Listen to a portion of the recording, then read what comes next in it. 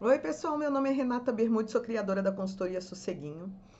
E hoje a gente vai falar de uma coisa que está super potencializada agora durante esse período que não tem aulas e as crianças estão em casa o tempo todo, que é a criança que só quer mexer naquilo que não pode. Ah, todo mundo fala comigo no consultório, Renata, mas olha, se tem lá um decodificador ou um videogame que a criança não pode mexer, é lá que ela quer mexer. Então, eu vou falar um pouquinho disso, por que que isso acontece, quais são algumas formas que dá para melhorar, mas antes, curte, compartilha, ativa o sininho, tudo aquilo que você já sabe que é para fazer, né? E compartilha com os amigos.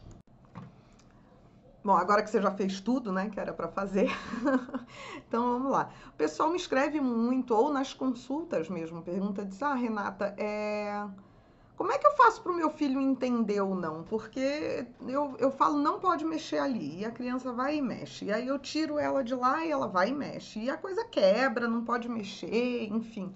É perigoso, pode machucar. Ou meu filho quer subir escada, eu digo que não pode subir escada, ele só quer subir escada. Então, como que eu vou lidar para o meu filho entender que quando eu digo que não, ele não pode ir?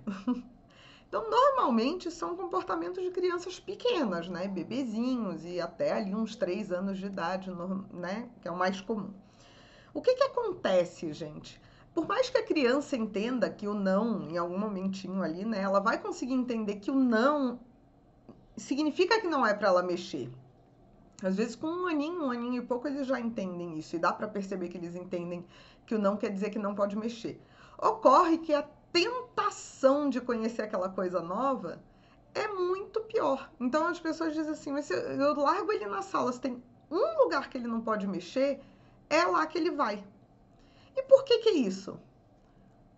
Vocês já pararam para pensar que se aquele é o um lugar que não pode mexer, aquela é a uma coisa que a criança não pôde explorar e cuja curiosidade dela continua tentando ela ali, tipo, vai lá e mexe, vai lá e mexe. Vamos ver como é que aquilo ali funciona. Tá? Então tem algumas saídas possíveis. Primeiro, você pode brigar eternamente com a criança, né? E fica todo mundo estressado e ela vai continuar querendo mexer naquilo. O pessoal adepto do castigo fala que, ah, então castiga e tal, mas isso é um adestramento, né? Se a gente parar para pensar o que você está fazendo, ele diz assim, a criança mexe onde não pode, pum, eu vou punir ela. Mexe no que não pode, pum, eu vou punir ela. E aí isso você cria um adestramento que a criança não entende porque que não, tá não pode mexer ali nem nada, ela só entende que alguma coisa de ruim acontece se ela mexe, né? Dá uma olhadinha, tem um outro vídeo aqui no canal que chama Dá para educar sem castigar, onde eu falo um pouquinho mais sobre isso, tá? E aí tem as outras soluções que são mais eficazes e que são mais pedagógicas, digamos assim, tá?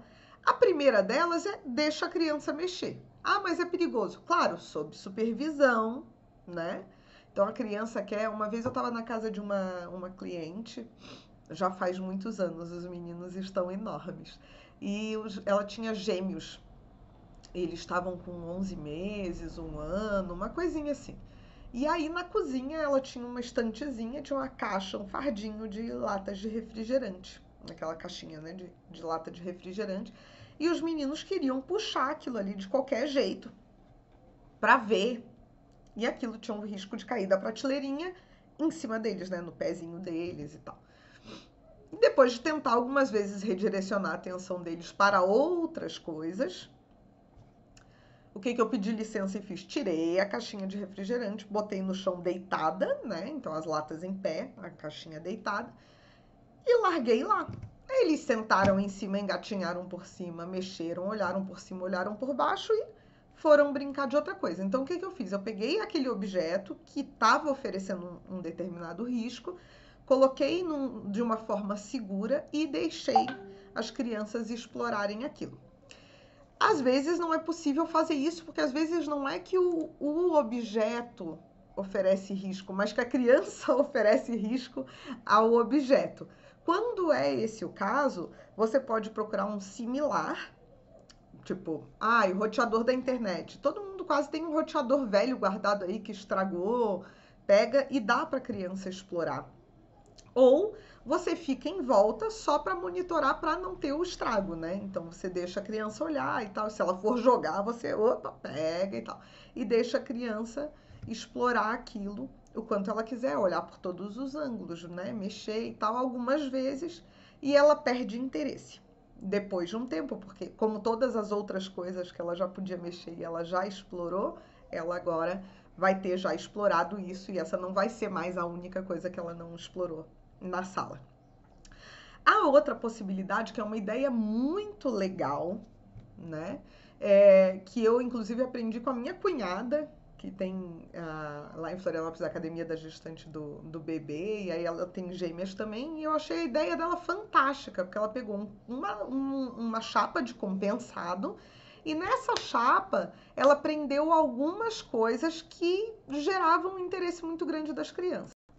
Então, nessa chapa de compensado, ela prendeu uma tomada e um fio, né? Então, a fêmea, né, presa e o macho do fio, para as crianças ficarem brincando de ligar e desligar. Botou trinco, aqueles trincos, né, de ferrolho. Colocou botão, interruptor e tal. E aí, deixa-se isso à disposição da criança. Quando ela quer mexer numa tomada, não, filha, esse não, aqui você pode mexer e tal. E a criança mata a curiosidade, porque, gente, fantástico para criança, né? A gente ficar pegando fios e enfiando na tomada, aquele buraquinho. Olha que divertido. Eles não gostam de brinquedo de encaixe, aí olha aquele buraquinho na parede, olha o pino e vai colocar, né? E aí muitos pais me perguntam, dizem assim, ah, Renata, mas não tem problema, porque a criança não vai achar que pode mexer em tomada e aí ela vai mexer em todas as tomadas? Então, reparem, vocês já perceberam que isso são fases da criança? Então, a criança tem uma fase que ela tem muito interesse por tomada, daqui a pouco ela vai se interessar por outros objetos.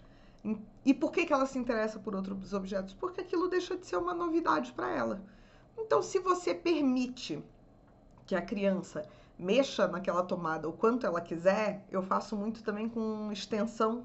Eu tenho as extensões, às vezes os nenéns chegam aqui e querem mexer na tomada, eu vou lá e digo, olha, meu amor, esse não pode, mas toma esse aqui. E aí eles ficam brincando na mesma extensão de enfiar, né, o macho na fêmea para ligar, porque é isso que eles querem fazer.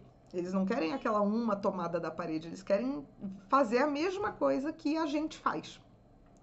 Então, quando a gente proporciona para a criança essa possibilidade de explorar aquele objeto sob uma forma segura, de uma forma supervisionada, né?